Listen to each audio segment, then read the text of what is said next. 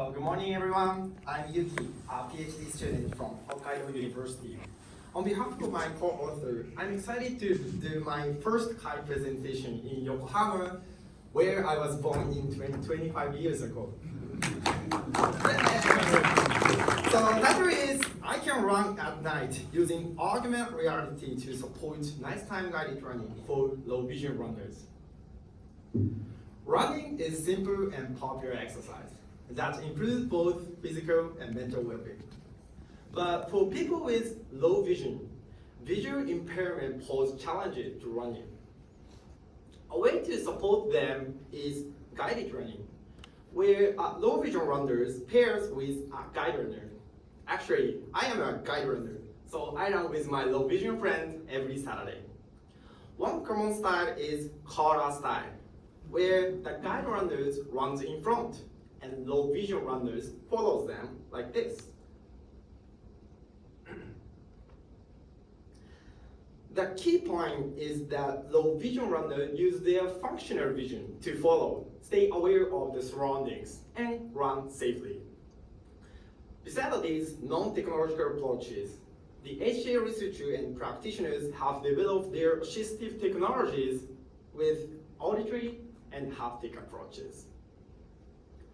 While these efforts could enable low vision people to run during the daytime, running at night remains challenging. This is due to night blindness, where a dark environment reduces contrast and depth perception, making it challenging to use their vision for running. This is problematic because some people prefer running at night. Indeed, in Japan, about 42% of sighted runners go for a run at night due to their work schedule preference. To address this gap, our idea is to use AR to support their vision at night. So we designed RunSight, an AR-based assistive tool for Kotaro-style guided running at night. RunSight combined a see-through headset with image and signal processing to support low vision nighttime running. In this work, we make two main contributions. First, we designed RunSight, the first AR-based assistive tool for nighttime guided running. Second, we show empirical evidence that RunSight enables nighttime guided running for low vision runners who would otherwise be unable to run at night. Let me explain the first contribution. We designed RunSight with two low vision runners who wanted to run at night but couldn't. Through this design process, we learned that while prior work focused on auditory or haptic approaches, visual enhancement is also key, especially for low vision runners. In fact, we initially started with an auditory feature, step sonification, which detects and sonifies the guide runner's footsteps like this.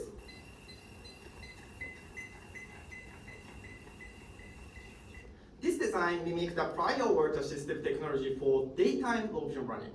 At night, however, our low vision runners could not run with only step, because for them, being able to rely on their functional vision was crucial. They especially highlighted two types of visual information: environmental awareness and guide runner's position. To address the first requirements, we introduced Edge AR, which provides edge-enhanced view through a headset.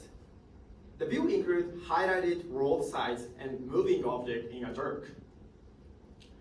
Additionally, to help find and follow the guide runner, we implemented Guide AR, which signified guide runner's positions. The Guide AR has 4 variations, each with their customizable colors and sizes based on prior work. Guide AR relies on real-time localization of guide runner in a dark environment. We achieved this by using ultra-wideband sensing with 2 smartphones, one owned by the guide runner and the other by the low vision runners. To ensure a runner-friendly experience, we craft custom parts to attach the hardware component securely to the headset. Also, to localize guide runners stably, we implemented an extended Kalman filter that takes advantage of Kotaro runners formation to localize the guide runner. These allow us to achieve a viable localization of guide runner even in low light and while riding.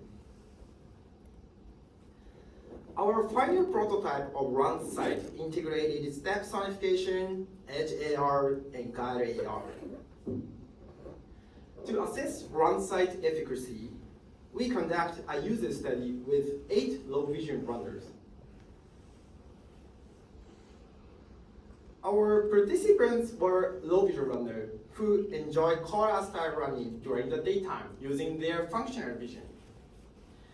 At night, however, none of them engaged in Kora style running due to their night blindness and severe visual impairments in the dark. They were asked to run a public running course with a target distance, which was decided by each runner based on their stamina and running practice. For safety concerns, they could stop at any time for any reason. In this situation, we compared 2 conditions. First was baseline condition, in which participants used step sonification and head-mounted light based on prior work. The second was RunSight condition, where participants used RunSight, which provided step sonification, edge AR, and guide AR. The key difference between the conditions was the presence of AR visual enhancement. Here are the results. Under the baseline condition, none of the participants were able to run. They decided to quit immediately once they knew the baseline setup, citing their night blindness and feeling of unsafety. With RunSight, in contrast, all 8 participants were able to run at least 1 kilometer, and 7 complete their target distance. The one runner stopped at 2.5 kilometers because he felt discomfort due to the weight of the headset, but he still appreciated the AR support. These results showed that even though the current hardware form factor is not ideal, the RunSight AR support is a key enabler for low vision individuals to engage in Kora style guided running at night. We believe this widened the low vision individuals' opportunity for nighttime running and exercise. We also found that our participants' preference for guide AR were diverse. While some like this as it provides spatial visual cue and enhance their depth perception. Those with central vision loss prefer this, which helps them find the guide runners using their peripheral vision.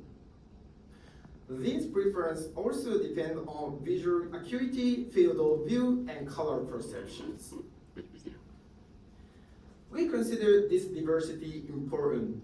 Unlike simpler approach, such as guide runner wearing a bright t-shirt or wearing some devices, AR can provide a personalized and spatial visual support based on each runner's visual impairments.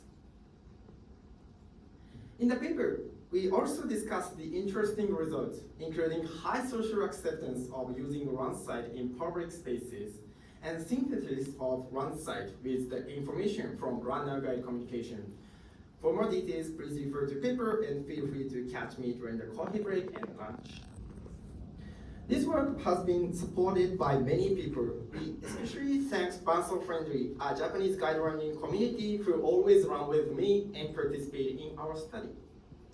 And this work was done by amazing author, especially supported by Kotaro, who is a great guide runner for this project. Thank you, and I'm open to take your question.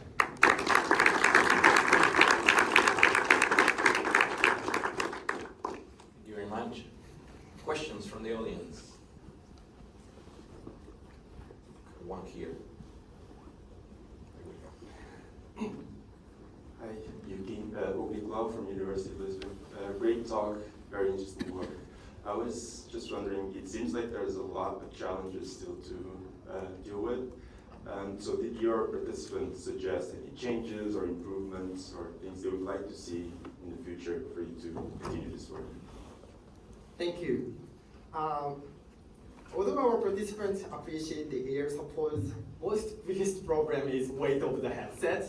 Everyone said, wow, that's great! But after finish test, okay, this is too heavy, but it's super nice. So I think the most important direction, especially for designing AR for widen the low vision individuals, exercise activity, to reduce and improve the wearability and the usability of the headset is the most important future direction for expanding this future research direction.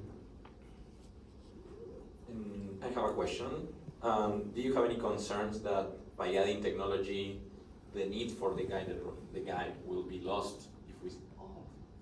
I think, actually I don't have a concern because although I can run independently, but I also enjoy the interdependence, the running marathon together with low vision friend. So I think beside such independent assistive technology, we also believe the interdependence assistive technology, and I think this is one of the lessons learned from our study. So I believe me and my low vision friend can enjoy with my technology in the future. We have time for one more question. Yes. Great. Yeah, amazing work. Thank you so much for the nice presentation. Yeah, my name is Nels, by the way, from University College London. I was curious, so you explored edge enhancement. I was curious if you thought about any other visual enhancements to optimize visibility. Thank you. Although we use the edge enhancement and it's also well-known their approach, we also try to use the depth-based signification of the key enhancement. But due to the weight, our use case is user while running, so that the image from the headset is shaken and go first and move abroad, so that it's difficult to manage the depth sensing or computer vision with cost of the computation. So we use the edge enhancement as a good point of trade-off between the real-time sensing and sufficient visual enhancement. So in the future, if the technology can become more great, it can be used the other visual enhancement. Yeah. Great. Thank you very much.